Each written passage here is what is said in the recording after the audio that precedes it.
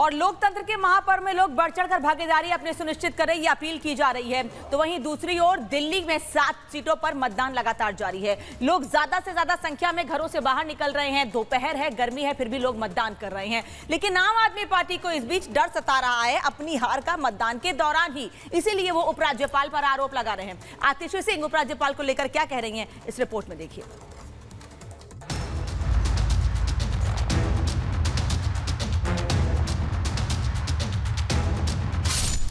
साल 2013 ईवीएम पर सवाल नहीं, साल 2015 ईवीएम मुद्दा नहीं, साल 2020 वोटिंग को लेकर बयान नहीं। ये वो साल हैं जब दिल्ली में आम आदमी पार्टी की सरकार बनी, केजरीवाल की पार्टी को भारी बहुमत मिला, लेकिन तब ना चुनाव आयोग पर सवाल उठा, न उपराज्यपाल पर, न किसी पर वोटिंग को प्रभावित करने का आरोप लगा और न ही ईवीएम में गड़बड़ की आशंका जताई गई।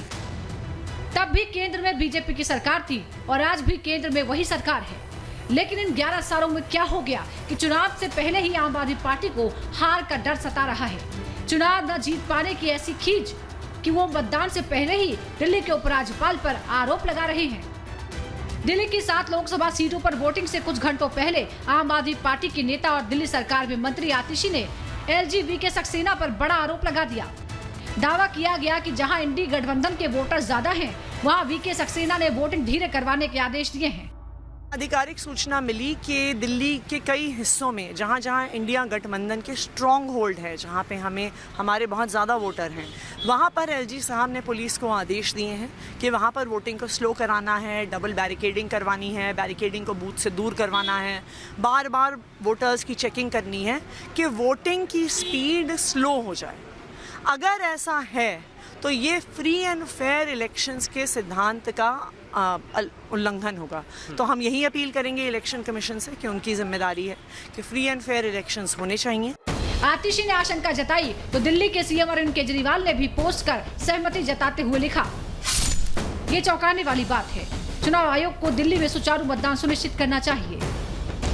आतिशी और केजरीवाल ने सवाल उठाए तो एलजी ने भी पोस्ट पर इसका जवाब दिया और लिखा, आदत ही बना ली है आप लोगों ने केजरीवाल साहब, जिस हाल में रहना बस रोते हुए रहना।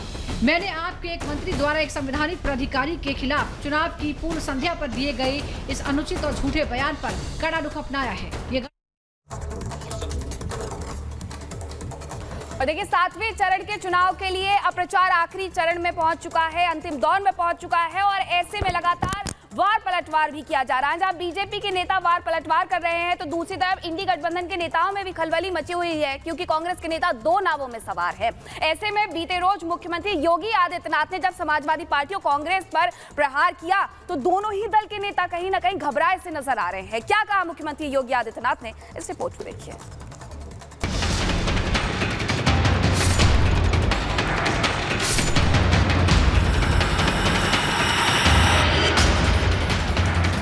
कांग्रेस का मुस्लिम प्रेम और बीजेपी का सनातन प्रेम जग जाहिर है। कांग्रेस भले तुष्टीकरण की राजनीति और हिंदू वोटर्स को छलने की राजनीति साथ साथ करती है, लेकिन बीजेपी का स्टैंड क्लियर है।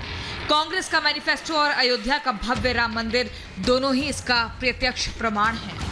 खासकर उत्तर प्रदेश के मुख्यमंत्री और बाबा गोरखनाथ पीठ के पीठाधीश्वर योगी आदित्यनाथ की बात करें तो वो सनातन के प्रति अपने समर्पण को खुलेआम स्वीकार करते हैं। बीते रोज भी फतेहगढ़ में एक बार फिर योगी आदित्यनाथ ने खुले मंच से इसी मुद्दे पर कांग्रेस और सपा को घेरा और साफ कह दिया कि देश संविधान से चलेगा, शरीयत से नहीं। आएंगे पर्सनल लॉ लागू करेंगे। पर्सनल लॉ का मतलब जानते हैं आप?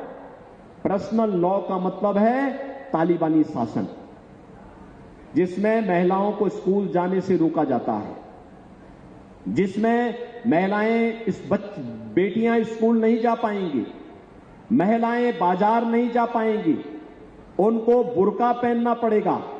अरे ये हिंदुस्तान है, ये कोई अफगानिस्तान थोड़ा है, पाकिस्तान थोड़ा है कि कोई बुर्का पहनेगा यहां पे। सीएम योगी आदित्यनाथ अपने जिस अंदाज के लिए पूरे देश में पॉपुलर हैं, बीते रोज योगी आदित्यनाथ का वही अंदाज जनता को देखने को मिला।